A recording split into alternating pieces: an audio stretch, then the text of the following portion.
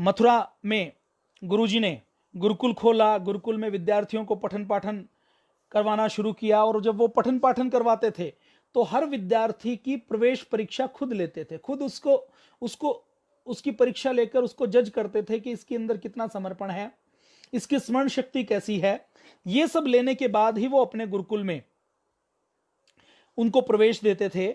और जब गुरुकुल में उनके पास कोई सीखने के लिए आता था तो वो उससे यही कहते थे कि जो मनुष्यों ने कोई विद्या बनाई है, मनुष्यों ने जो ग्रंथ लिखे हैं, उन सब का यदि तुमने कुछ पढ़ा है तो मेरे पास आने से पहले उसको खाली कर लो, उस सब को यमुना जी में बहाकर आ जाओ। मथुरा के पास यमुना जी है तो यमुना जी में बहाकर आ जाओ, बिल्कुल खाली पात्र होकर मेरे पास आओ तो मैं शिक्षा दीक्षा दे सकता हूं।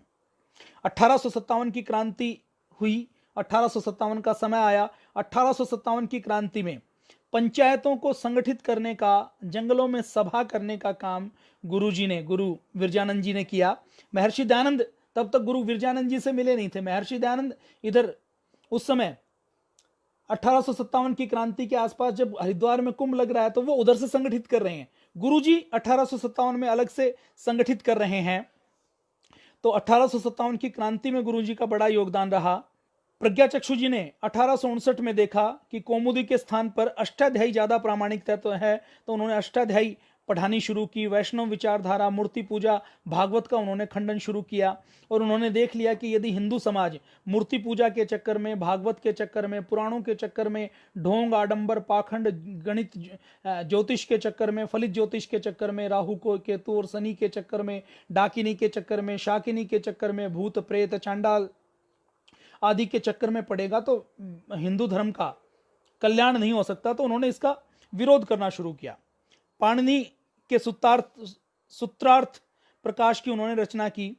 महर्षि दयानंद जब उदयपुर में थे तो मोहनलाल विष्णुलाल पंड्या जी ने उनको कहा कि गुरु विरजानंद जी ऐसे हैं जो आपको सच्चा ज्ञान दे सकते हैं। तो अष्टाध्यायी पढ़ाने की प्रेरणा स्वामी पूर्णानंद जी ने दी थी।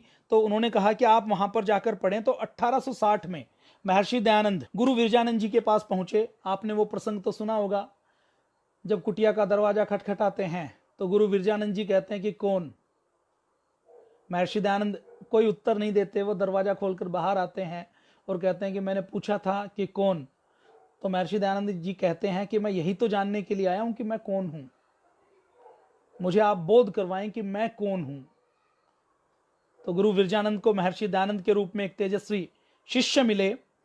और महर्षि दयानंद के समर्पण को जब उन्होंने पूछा कि क्या क्या पढ़ा है, तो महर्षि दयानंद बहुत तीक्ष्ण बुद्धि के थे, कुशाग्र थे, बचपन में संस्कृत पढ़ी थी, ग्रंथों को पढ़ते हुए आ रहे थे। अलग अलग स्थानों के ऊपर उन्होंने अलग अलग गुरुओं से पूरा हिमालय छान मारा था कि कोई गुरु मिले, कोई योग्य गुरु मिले जो मोक्ष प्राप्ति करवा दे, जो सच्चा ज्ञान दे, जो सच का एहसास करवाए। क्योंकि वो घर छोड़कर आ गए थे। शिवलिंग के ऊपर उन्होंने देखा कि रात को चूहे चढ़े हुए हैं, तो उसको छोड़कर आ गए थे। तो उस समय उन्होंने बहुत से ग्रंथों का, पुराणों का, जो गुरु मिलता उससे ज्ञान लेने की कोशिश करते।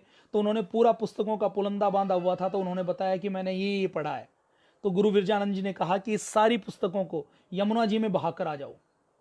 जो मनुष्यों ने ग्रंथ बनाए हैं उनको पढ़ करके मोक्ष नहीं हो सकता, ये विरजानंद जी ने कहा।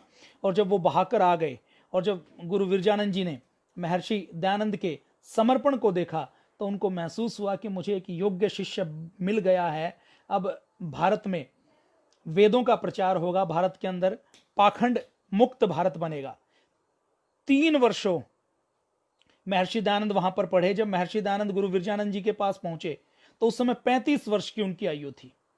3 वर्ष तक वो उनके पास पढ़ते रहे। 3 वर्षों में गुरु विरजानंद जो पढ़ाते थे, उनके पढ़ाने का तरीका ऐसा इतना अच्छा था, शैली इतनी अच्छी थी, उनको दिखाई नहीं देता था। वो पुस्तक से रेफरेंस नहीं लेते थे, सारी चीजें उनके मस्तिष्क में छपी हुई थी।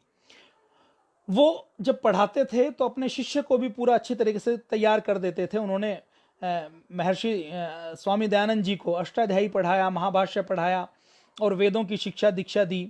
महर्षि दयानंद को तैयार किया। और जब गुरु दक्षिणा का समय आया तो गुरु दक्षिणा देते हुए महर्षि दयानंद उनकी गुरु जी को लौंग प्रिय थी तो लौंग लेकर गए। लौंग लेने के बाद उन्होंने महर्षि दयानंद से संकल्प लिया, प्रण लिया कि तुम आजीवन वेदों का प्रचार करोगे और पाखंड का खंडन करोगे, मूर्ति पूजा का खंडन करोगे। और महर्षि दयानंद आजीवन पाखंड का खंडन करते रहे, वेदों का प्रचार करते रहे। महर्षि दयानंद भी बहुत कम समय रहे। जब गुरु विरजानंद जी का 14 सितंबर 1868 में मथुरा में महाप्रयाण हुआ, तो महर्षि दयानंद ने कहा कि आज व्याकरण के सूर्य का अस्त हो गया है, और उस दिन उन्होंने जल भी ग्रहण नहीं किया। स्वामी दयानंद अपने गुरु को सच्चा गुरु मानते थे, उनके लिए पूरी तरह से समर्पित थे। उनको 18 बार विष दिया गया, लेकिन वो अपने रास्ते से डिगे नहीं, अपने संकल्प के बल पर डटे रहे। और आज हम जो क्रांतिकारियों की परंपरा देखते हैं, अगर गुरु विरजानंद महर्षि दयानंद को नहीं मिलते तो स्वामी दयानंद किसी साधु के रूप में मोक्ष के मार्ग पर कोई अच्छा काम कर रहे होते, लेकिन ये जो बड़ा काम हुआ वो नहीं कर पाते। महर्षि दयानंद की प्रेरणा से स्वामी श्रद्धानंद निकले, लाला लाजपत राय निकले, श्यामजी कृष्ण वर्मा निकले, भगत सिंह के दादा सरदार अर्जुन सिंह निकले। उनकी सबकी प्रेरणा से अगली पीढ़ी तैयार हुई। उस अगली पीढ़ी में पंडित राम प्रसाद बिस्मिल निकले, उस अगली पीढ़ी में उधम सिंह निकले, लोकमान्य तिलक निकले, वीर सावरकर निकले। उससे अगली पीढ़ी में महर्षि स्वामी श्रद्धानंद जैसे लोग निकले, जिन्होंने, जब लॉर्ड मैकाले ने पूरी गुरुकुलीय शिक्षा पद्धति को तहस नहस कर दिया था, तो 1905 में उन्होंने गुरुकुल कांगड़ी की स्थापना की। तो महर्षि दयानंद का क्या योगदान है देश के निर्माण में, समाज के निर्माण में, भारत को बचाने में, हिंदुत्व को बचाने में, वैदिक विचारधारा को बचाने में, वेदों को बचाने में, दर्शन उपनिषदों को बचाने में, उसकी शब्दों में चर्चा नहीं की जा सकती। पूरा जीवन अपने गुरु के शब्दों के ऊपर कार्य करते हुए उन्होंने अपना पूरा जीवन समर्पित कर दिया। भारत माता के यह महान प्रज्ञाचक्षु तेजस्वी सन्यासी गुरु विरजानंद महर्षि दयानंद के रूप में एक दिव्य ज्योति हम सबको देकर चले गए। गुरु विरजानंद दंडी जी का नाम जब तक सूर्य चांद रहेगा तब तक उनकी तरह प्रकाशित रहेगा। ऐसे गुरु जी को हम नमन करते हैं, स्मरण करते हैं। भारत स्वाभिमान की ओर से उनको हम प्रणाम करते हैं कि ऐसे गुरु, ऐसे साधु संत सन्यासी हमारे देश में होते रहे हैं, जिन्होंने इस देश को बदलने का काम किया है, इस देश को आगे बढ़ाने का काम किया है। गुरु विरजानंद जैसे गुरुओं के बारे में हमारे पाठ्यक्रम में पढ़ाना चाहिए कि तुम्हारे अगर आंखें भी नहीं हैं तो भी तुम्हारा संकल्प हो।